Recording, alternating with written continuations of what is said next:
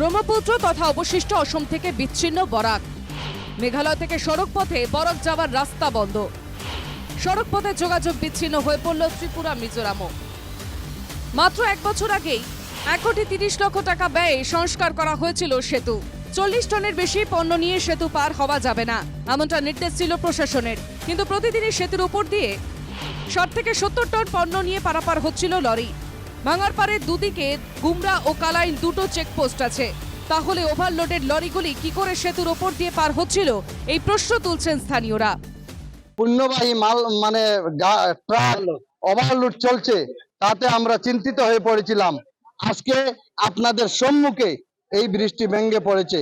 আমি অনুরোধ জানাচ্ছি, কোন কারণে কাদের পরিচনায় আজকে বাড়ি বাড়ি যানবাহন এই ব্রিজে চলাফেরা করছিল, ওনাদেরকে এবং আমাদের পিডব্লিউ ডিপার্টমেন্টের যারা ঊর্ধ্বতন কর্তৃপক্ষ আছেন ওনাদেরকে তদন্তের আওতায় এনে সঠিক তদন্ত করার জন্য আমি অনুরোধ জানাচ্ছি।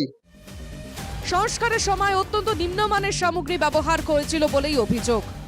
গত 1.5 বছর যাবত 2 বছর যাবত কাজ করে এই ব্রিজটা মেরামত করা হয়েছে, কিন্তু মেরামতেও গলতি আছে। এখানে যথেষ্ট পরিমাণ দুর্নীতি হয়েছে। এখানে যেগুলা বালি ইউজ করা হয়েছে, যেগুলা পাথর ইউজ করা হয়েছে, এগুলা নিম্নমানের কোয়ালিটি সম্পন্ন নয়। আমরা তখন অনেক প্রতিবাদ করেছিলাম, আমাদের কথা কেউ কান দেয়নি। এদিকে সেতু ভেঙে পড়ার জন্য প্রশাসনের দিকে অভিযোগের আঙ্গুল তুললেন কংগ্রেস বিধায়ক মিসবাহুল ইসলাম লস্কর। বিভাগীয় কর্তৃপক্ষ নিজেরাই এস্টিমেট করে মেরামতির কাজ শুরু করে, তাহলে কি করে ভেঙে পড়তে পারে সেতু, এই প্রশ্ন তুলে মিসবাহুলের দাবি। ব্রিজটা অনেক দিন থেকে নষ্ট এবং ডিপার্টমেন্টের যারা ব্রিজ স্পেশালিস্ট ওরা এসে দেখে এখানে একটা কিভাবে রিপেয়ার করা যায়, এই ব্রিজটাকে কাজে লাগানো যায় সেইভাবে এস্টিমেট করেছে। এস্টিমেট মতে কাজও হয়েছে।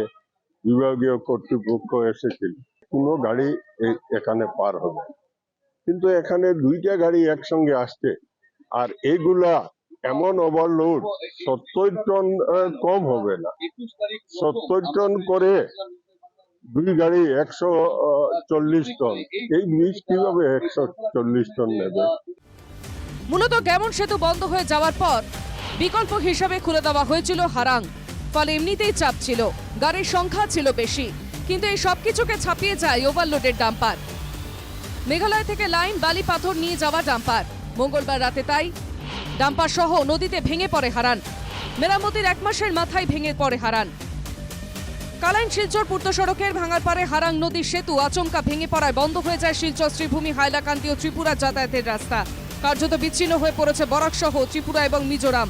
সংস্কারের জন্য আগেই বন্ধ করে দেওয়া হয়েছিল গ্যামন সেতু। 6 নম্বর জাতীয় সড়কের গ্যামন সেতু বন্ধ, তাই ব্রহ্মপুত্র তথা অবশিষ্ট অসম থেকে সড়ক পথে বিচ্ছিন্ন হয়ে পড়ল বরাক উপত্যকা। শুধু বরাক নয়, বিচ্ছিন্ন প্রতিবেশী ত্রিপুরাও। এই পরিস্থিতিতে একমাত্র বিকল্প হাফলং হয়ে মহাসড়ক, কিন্তু একপ্লষ্ট বৃষ্টিতেই ধস পড়ে বন্ধ হয়ে যাচ্ছে মহাসড়ক। তাই বিকল্প এই সড়ক বন্ধ হয়ে যাওয়ায় রীতিমতো দুর্ভোগের মুখে বরাকবাসী।